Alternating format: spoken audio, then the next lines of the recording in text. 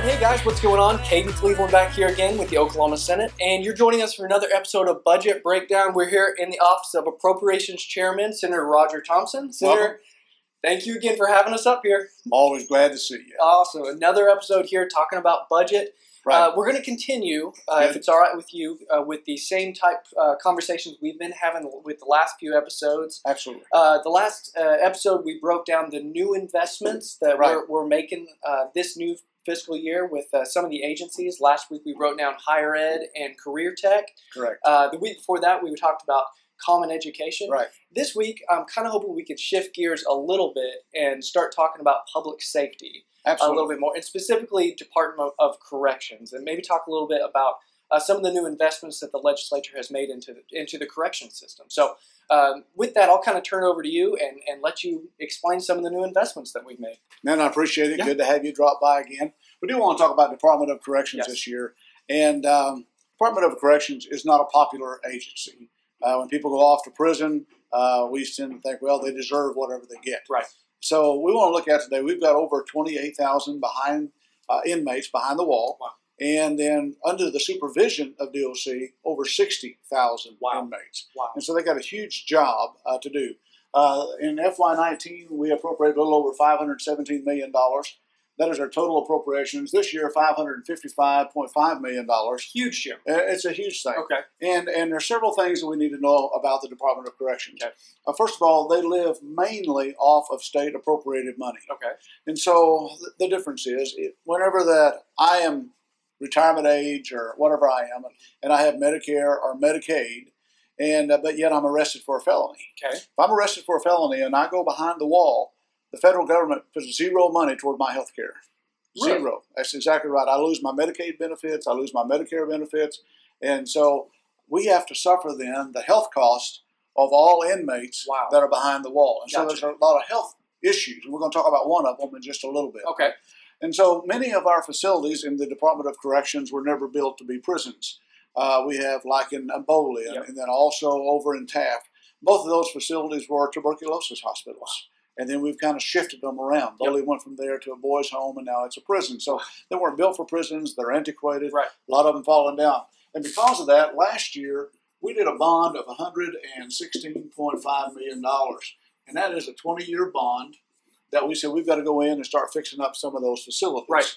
And so this year, we added their debt service of $6.6 million to make sure they're able to pay for the bond that we did last year, just to take care of some of those facilities. Gotcha. So you mentioned the $116.5 million bond that was done last session. So is that $6.6 million that's going towards facility upgrades, essentially, going into this fiscal year? Well, what we have is the $116.5 that's being spent, and this is our payment. Into the bond. Right. Gotcha. Well, it's our... We borrowed the $116.5 million on a bond. Now we got to start paying it back. Gotcha. Okay. And so this is our annual payment of $6.6 million. Gotcha. It's interesting. I had lunch today with the new director, the interim director of Scott Crow. And one of the things I'm talking about is, where are we on these bond expenditures? What's the bond money being used for? Yes. What facilities are you using it? And what do we see the differences? And so we're following up with this on a regular basis of how this money is being spent. Great. Absolutely. You know, another area that we have whenever we come over to healthcare is hepatitis C. And many of that, hepatitis C is spread by the sharing of needles. And so you may be thinking drugs or something like that. But inside of our prison systems, it is part of a brotherhood. It's part of a gang. And so they self-tattoo. And if they self-tattoo to identify with a gang, they're spreading hepatitis C. Wow. It is a nationwide problem. So this isn't unique just to Oklahoma? No. Matter of fact, Colorado was sued 2 years ago for not providing Hep C treatment inside of their prison system. Okay. And now then they've had to really up their game. Now, we hope to be ahead of the game. Right. And but keep in mind what I said at the beginning.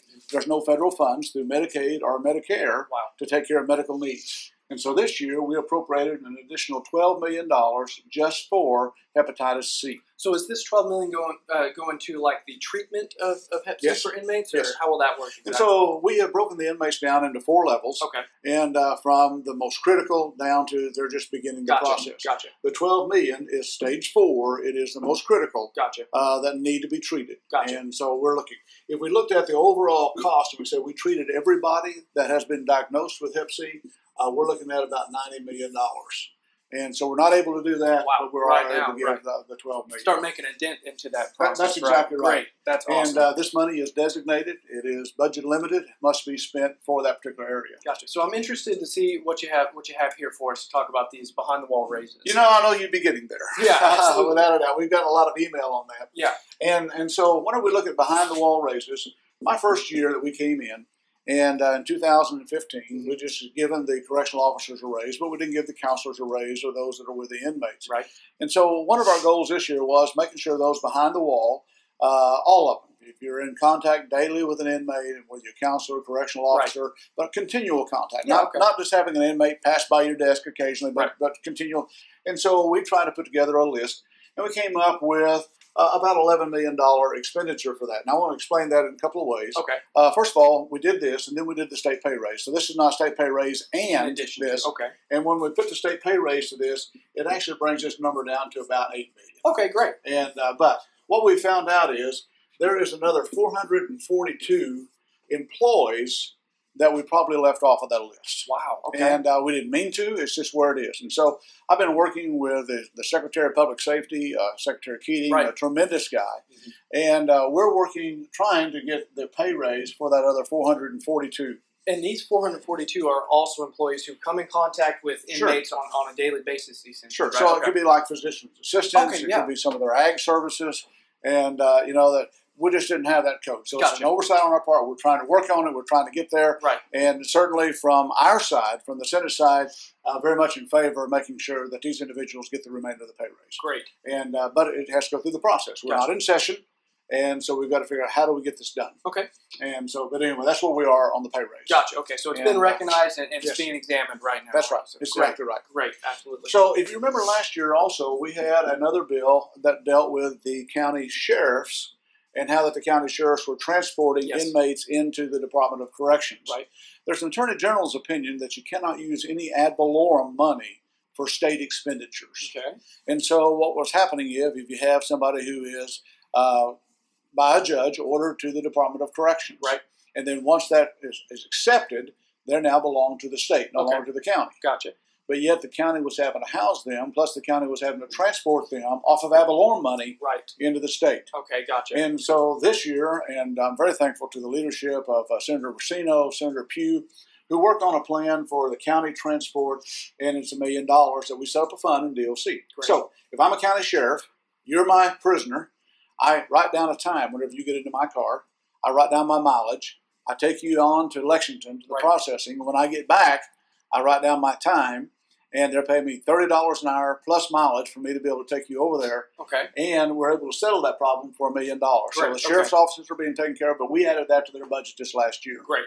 Now, also inside of the Department of Corrections are teachers. Yeah, people don't realize that a lot of times. Yeah. Absolutely, because we want them to have their education, so we have GEDs, we have a number of things that they can do. Right. And so whenever we gave the teacher pay raise this last year, we also figured that into the Department of Corrections. It's about $146,000. Gotcha. And that is for 10 months, not 12 months, just like we did in the regular budget. Right. So we'll go back and we'll have to annualize that. So next year that will be just a little bit different. Gotcha. So we look at the number over here, and we look at some of the things that we have done this year. So my job during the interim is to go back and say, where are we in debt service? Had lunch today. Right. Following up on that, where are we in the hepatitis C, behind the wall raises? I'm in constant contact with Secretary Keating. This seems to be working well. I also had conversations today on the teacher's pay inside the prison system, because if we're in a school system, and if you remember last year, we did not change the pay schedule. We encouraged them to give a $1,200 teacher pay raise across the board, but the schedule stays the same. Right. And so in DOC, I talked to him today, what's your teacher pay schedule look like?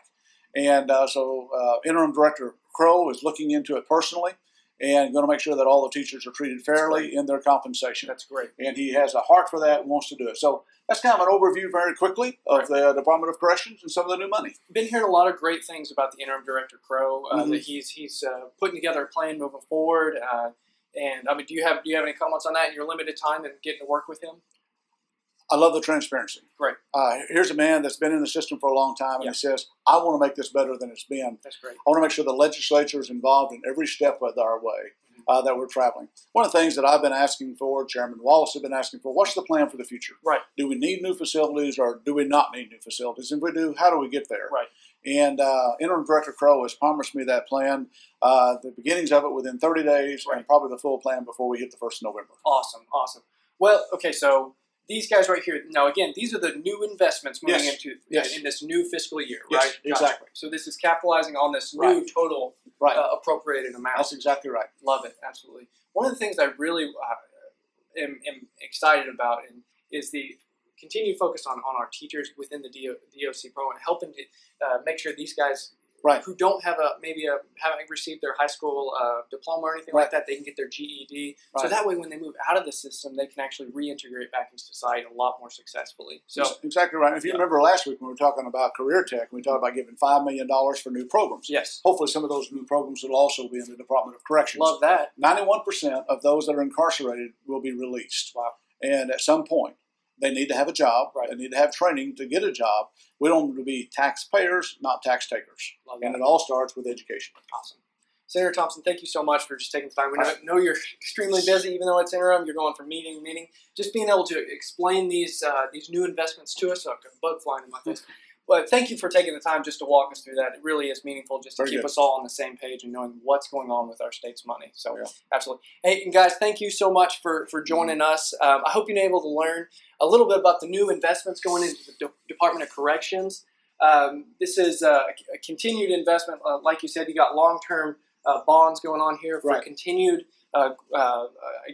rehabilitating older facilities and things like that. So but thank you very much for walking us through that. Absolutely. Thanks for stopping by. Absolutely. Next week, I think we're going to continue talking about public safety. Exactly. We're going to go to the Department of Public Safety and talk about our troopers and some great things that's happening there. Great. That's awesome. All right. Well, hey, guys, stick around. If you do have any questions on any of the new investments going into Department of Correction, be sure to comment down below this video, and we'll be sure to answer any questions that you got.